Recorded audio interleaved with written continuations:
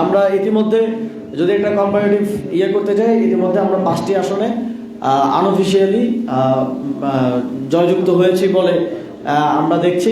সংবাদ মাধ্যমের রিপোর্ট, বিভিন্ন কেন্দ্রের রিপোর্ট, বেসরকারিভাবে আমরা জয়ী হয়েছে বলে দেখছি। সেই 5টি আসন হচ্ছে কুমিল্লা 4, হাসান আবদুল্লার যে আসন, তিনি কোনো কেন্দ্রে হারেননি, প্রত্যেকটি কেন্দ্রে তিনি বিজয়ী হয়েছেন এবং বিপুল ভোটে তিনি জয়লাভ করেছেন। রংপুর 4 আসনে আমাদের পার্টির সদস্য সচিব আক্তার হোসেন, তিনিও বিপুল মার্জিনে বেসরকারিভাবে জয়লাভ করেছেন।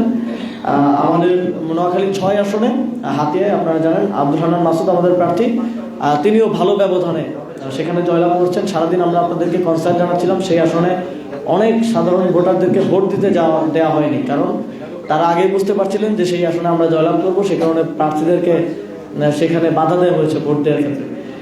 কিন্তু তারপরেও আমরা সেখানে ইতিমধ্যে জয়লাভ করেছি। নারায়ণগঞ্জ 4 আসনে আমাদের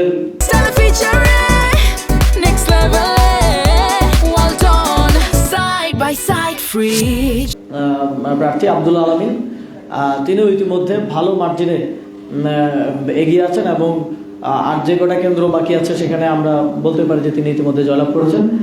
আর ঢাকা 11 আসনে আমাদের পার্টির সম্মানিত আহ্বায়ক নাহিদ ইসলাম, তিনি প্রার্থী, তিনিও এখন পর্যন্ত পাওয়া খবর অনুযায়ী অনেক দূর এগিয়ে আছেন এবং আমরা আশা করছি যে তিনিও জয়ী হবেন।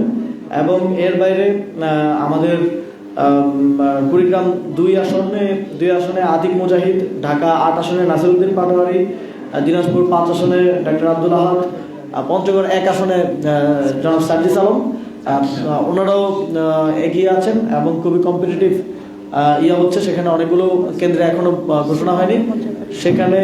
এবং নোয়াখালী 2 আসনে সুলতান মোহাম্মদ জাকারিয়া, এই 5টি আসনও আমরা আশা করছি আমরা জয়লাভ করবো এবং এখন পর্যন্ত আমরা সেখানে ভোট গণনায় বেসরকারিভাবে এগিয়ে আছি। এর বাইরেও কয়েকটি আসন আমরা খুব কম্পিটিটিভ ভাবে, আরও অন্তত 10টি আসনে আমরা কম্পিট করছি, কম্পিটিটিভ অবস্থায় আছি। সেখানেও বাকি কেন্দ্রগুলোর ফলাফল আসলে আমরা আশা করছি সেখানেও আমরা কয়েকটি আসনে ইনশাল্লাহ জয়লাভ করব।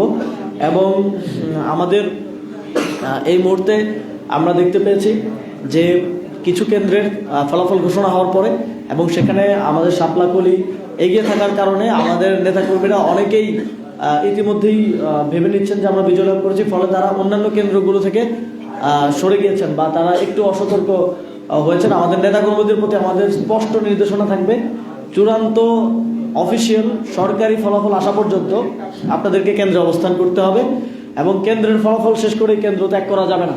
আমরা দেখেছি যে ঢাকা বিশ্ববিদ্যালয় কার্জন হলের কেন্দ্রে যেখানে আমরা জয়লাভ করেছি, আমাদের নেতাকর্মীরা কেন্দ্র ত্যাগ করার বা একটু অসতর্ক হওয়ার সাথে সাথে সেখানে ছাত্রদল গিয়ে তারা ফলাফল মানবে না বলছে। আমরা তাদেরকে হুঁশিয়ার করে বলে দিতে চাই, আপনারা যদি একটি কেন্দ্রের ফলাফল মানবেন না বলে কোনোভাবে ফলাফল রিগিং করে ফলাফল পরিবর্তন করার চেষ্টা করেন, তাহলে কিন্তু পুরো আসনের ফলাফল আমরা মানব না এবং আমাদেরকে আরো কঠোর সিদ্ধান্তের দিকে যেতে হতে পারে। আমরা সকলকে আহ্বান জানাচ্ছি যে যেভাবে মোটামুটি সুষ্ঠুভাবে এই নির্বাচন ভোট গ্রহণ সম্পন্ন হয়েছে, ঠিক একইভাবে ভোট গণনা এবং ভোট ঘোষণা সম্পন্ন হওয়ার ক্ষেত্রে সকলের সহযোগিতা আমরা কামনা করছি।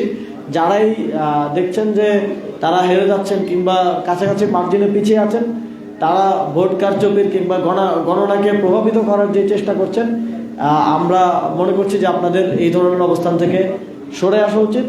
আপনারা যদি তা না করেন তাহলে আমাদেরকে কোনো কঠোর পদক্ষেপের দিকে যেতে হবে। আমরা আমাদের নেতাকর্মীদেরকে সতর্ক অবস্থানে থাকার নির্দেশনা দিয়েছি, আমাদেরকে প্রয়োজনে জমায়েত করতে হতে পারে।